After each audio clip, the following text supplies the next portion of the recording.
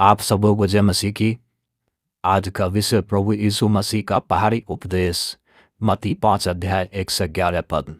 दोस्तों, ये जो पहाड़ी उपदेश है, ये नए नियम की यीशु मसीह की नई व्यवस्था है, जिस व्यवस्था के आधार पर दोस्तों हमारा और आपका जीवन टिका हुआ है। सो दोस्तों, आज हम इस पहाड़ी उपदेश के बारे में सीखेंगे। इस पहाड़ी उपदेश में यीशु मसीह ने 9 नए नियम दिए हैं। 9 से 10 नए नियम दिए हैं। यीशु मसीह ने 10 व्यवस्थाएं दी हैं। 10 नियम है या 10 व्यवस्थाएं कह सकते हैं हम। और प्रत्येक नियम के साथ प्रभु यीशु मसीह की एक प्रतिज्ञा जुड़ी हुई है। प्रभु यीशु मसीह ने एक नई प्रतिज्ञा दी है। दोस्तों, हमारा और आपका जो उद्धार हुआ, दोस्तों नए नियम की, बाइबल के नए नियम की नई व्यवस्था के अनुसार हमारा उद्धार हुआ। बाइबल में 2 नियम है, एक पुराना नियम और नया नियम। और जो पहाड़ी उपदेश है, ये यीशु मसीह का नया नियम है। दोस्तों, ये यीशु मसीह ने बिल्कुल फ्रेश और बिल्कुल नया जो है नियम दिया, जो पूरी बाइबल में इससे पहले और कहीं नहीं कहा गया। किसी भविष्यवक्ता ने, किसी व्यवस्था ने, किसी नियम में कहीं नहीं लिखा, लेकिन प्रभु यीशु मसीह ने जो है ये पहाड़ी उपदेश जो है दिया। और पहाड़ी उपदेश में 9 प्रकार के जो है नियम है। आइए हम उनको सीखते हैं, प्रत्येक नियम इसका क्या मतलब है। और दोस्तों, हम इसके बारे में आज अच्छे से सीखेंगे। 5 अध्याय 1 से 11 पद। तो वो इस भीड़ को देखकर पहाड़ पर चढ़ गया, और जब वो बैठ गया तो उसके चेले उसके पास आए, और वो अपना मुंह खोलकर उन्हें यह उपदेश देने लगा, धन्य है वे जो मन के दीन है, क्योंकि स्वर्ग का राज्य उन्हीं का है। धन्य है वे जो शोक करते हैं, क्योंकि वे शांति पाएंगे। धन्य है वे जो नम्र है, क्योंकि वे पृथ्वी का अधिकारी होंगे।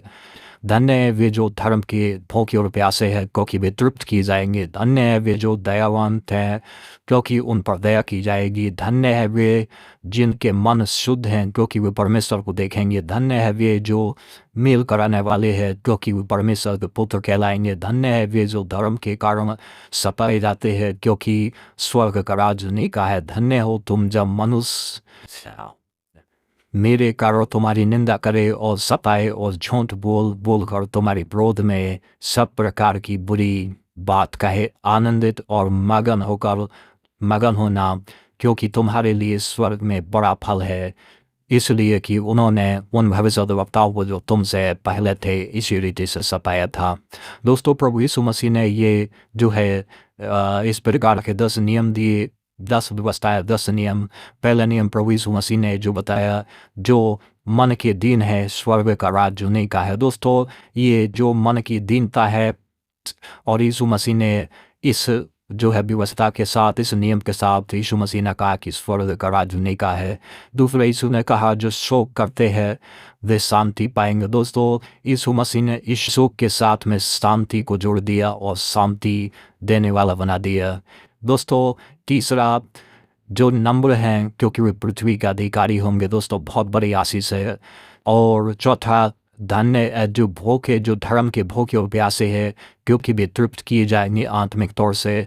और दोस्तों, जो दयावंत हैं उन पर दया की जाएगी। दोस्तों, और जिनके मन शुद्ध हैं वे परमेश्वर को देखेंगे। दोस्तों, जी हाँ, बाइबल कहती है कि परमेश्वर वो कभी किसी ने नहीं देखा, लेकिन वो लोग देख सकते हैं। यीशु मसीह ने वो मार्ग खोल दिया जिनके मन शुद्ध है। और दोस्तों, जो मेल कराने वाले हैं वे परमेश्वर के पुत्र बन जाएंगे, पुत्र कहलाएंगे। दोस्तों, और जो धर्म के कारण, यीशु मसीह के धर्म के कारण जो सताए जाते हैं, दोस्तों स्वर्ग का राज्य उन्हीं का है।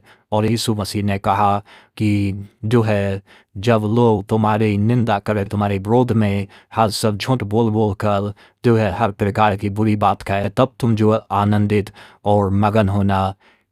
यस, क्योंकि तुमसे पहले जितने भविष्यद्वक्ता थे वैसे ही उन लोगों ने उनके साथ किया। दोस्तों, सिर्फ भविष्यद्वक्ता ही नहीं, अब तो हमने ये भी देख लिया कि उन्होंने प्रभु यीशु मसीह के साथ भी वैसे ही किया, वरन उससे भी बढ़कर किया।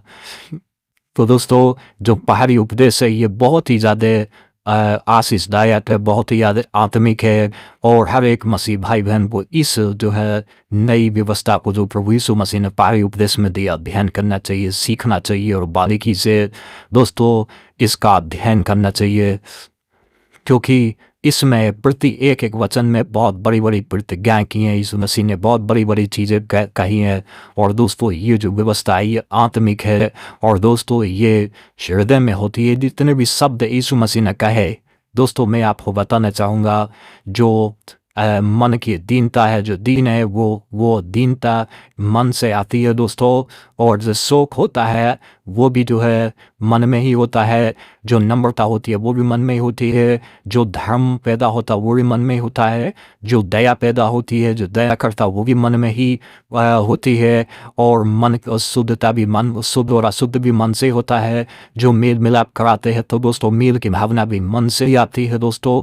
और ये सब बातें इंसान के मन में जो है मन में होती हैं। और जब मन में ये व्यवस्था आती है दोस्तों तो ये इन सब से मिलकर एक करैक्टर बनता है दोस्तों, जिस करैक्टर से परमेश्वर प्यार करता है। दोस्तों आप कितने भी प्रार्थना करने वाले जन हो, कितने भी उपवास करते हो, कितने फास्टिंग करते हो, कितने प्रचार करते हो, लेकिन यदि आपका करैक्टर इस पारी उपदेश के आधार पे नहीं है तो दोस्तों आप जो है इनमें से कोई भी आशीष आपको प्राप्त नहीं होगी। और दोस्तों जो लोग जो धर्म के कारण सताए गए और जिनका करैक्टर ठीक है वो लोग स्वर्ग में परमेश्वर के पुत्र कहलाएंगे और स्वर्ग का राज्य का प्रभु यीशु मसीह उनको सम्मानित करेंगे।